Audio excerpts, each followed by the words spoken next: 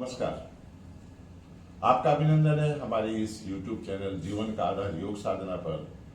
आज 21 जून है, विश्व अंतर्राष्ट्रीय दिवस, और आप सबको उसकी शुभकामनाएं, बहुत बहुत शुभकामनाएं हमारी तरफ से और हमारी उस टीम की तरफ से जो आपके सामने योग अभ्यास लेके आते हैं, योग साधना करते हैं, उन सब की तरफ से आपको बहुत बहुत बधाई, धन्यवाद आपका कि आप हमसे जुड़े हुए हैं।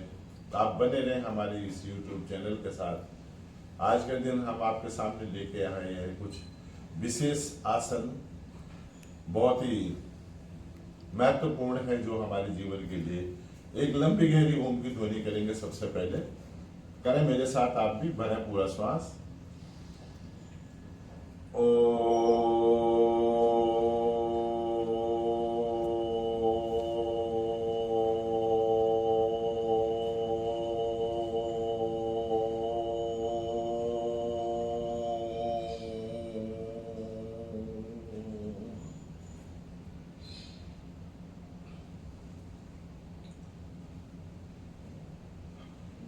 आज जो हम आपके सामने योग अभ्यास करेंगे उसमें है सूर्य नमस्कार, जो सर्वोत्तम है।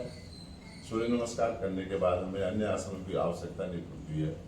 समस्त शरीर का व्यायाम होता है और समस्त शरीर हमारा प्रभावित होता है। हर शरीर का प्रत्येक अंग प्रभावित होता है।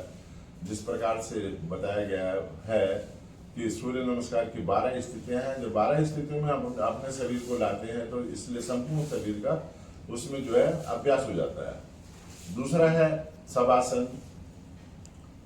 ताड़ासन और नावासन का अभ्यास। इनका अभ्यास हम आपके सामने करेंगे आज के दिन, विश्व योग दिवस के दिन। और आपसे प्रार्थना है कि आप हमारे इस वीडियो के साथ बने रहें। ज़्यादा बड़ी वीडियो नहीं है, बने रहें, देखते रहें और अभ्यास करें। उसके बाद इन चीज़ों का, इन आसनों का जो हम आपके सामने लाए हैं, बहुत ही महत्वपूर्ण आसन है, बहुत ही महत्वपूर्ण क्रियाएं हैं शरीर के लिए, जो कि बहुत ही आवश्यक है, जरूरी है।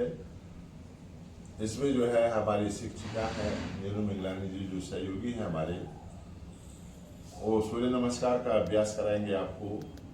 रेखा मित्तल जी हैं जो सहयोगी हैं, शिक्षक हैं, वो आपको शवासन, ताड़ासन और नावासन का सुंदर अभ्यास कराएंगे। बहुत ही महत्वपूर्ण आसन है नावासन, जो कि कमर के लिए बहुत ही अच्छा है, बहुत ही बढ़िया है। कमर हमारी लचीली बनती है और कमर से काफ़ी लोगों को काफ़ी समस्याएं भी होती हैं जो इस आसन के करने से नहीं होंगी। आपका पुनः मैं धन्यवाद देता हूं कि आप हमें इंकरेज कर रहे हैं, जुड़े हुए हैं हमारे इस चैनल के साथ, लाइक कर रहे हैं, सब्सक्राइब कर रहे हैं और शेयर कर रहे हैं। आइए चलें मैदान पे और देखें कि हमारे शिक्षक किस प्रकार से आसनों को करा रहे हैं और जो हमारे साधक हैं किस प्रकार से उन आसनों का अभ्यास कर रहे हैं। अभ्यास महत्वपूर्ण होता है। आइए चलें ग्राउंड में। तब तक के लिए आपका धन्यवाद। देखें और सभी को नमस्कार। सूर्य नमस्कार की स्थिति लेंगे। आंखें खुले हुए, दोनों भुजाएं शरीर के साथ, कोहनियों से मोड़ते हुए दोनों हथेलियों को जोड़ें। प्रणाम मुद्रा। उंगलियां अंगूठे मिले हुए, अंगूठे मूल छाती के गड्ढे पर, कोहनियां सीधी, कंधे स्वाभाविक, आंखें कोमलता से बंद। ध्यान आज्ञा चक्र पर। सूर्य देव को मित्र के रूप में नमन करेंगे। ओम मित्राय नमः।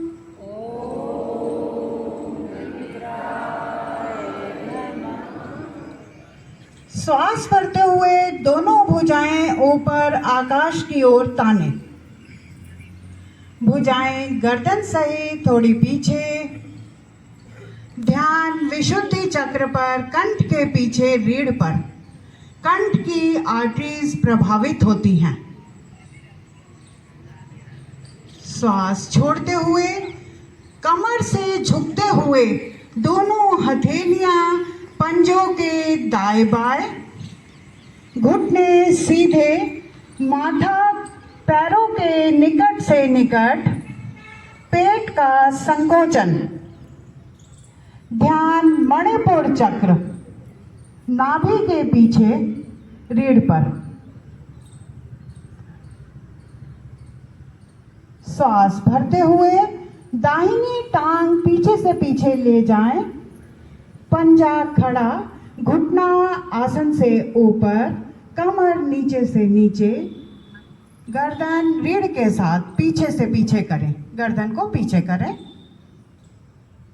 ध्यान स्वादिष्टान चक्र, जल तत्व प्रभावित।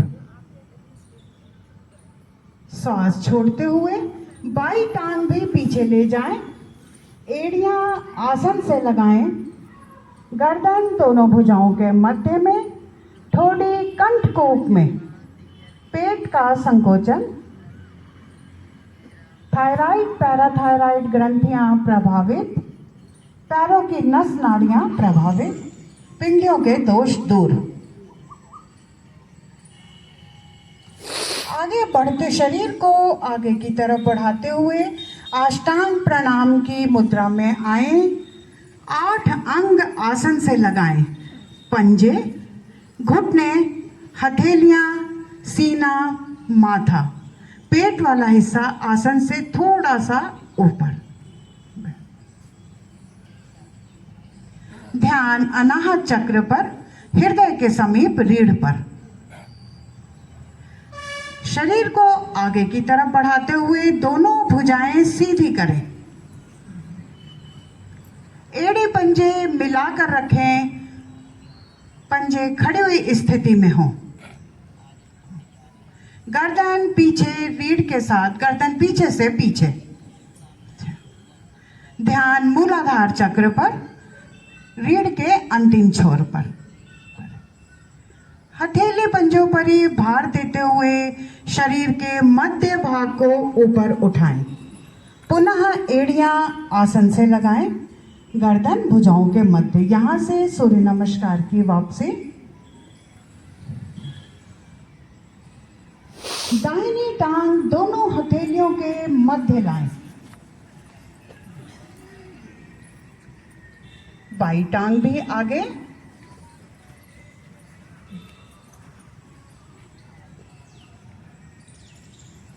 दोनों भुजाएं गर्दन कान के साथ लगाते हुए ऊपर उठें। भुजाएं ऊपर आकाश की ओर तानें। दोनों हथेलियों को जोड़ते हुए प्रणाम मुद्रा में आए। भुजाएं दाएं बाएं लाते हुए शरीर के साथ ले आए। अपने आसन पर पीठ के बल लेट करके विश्राम करें।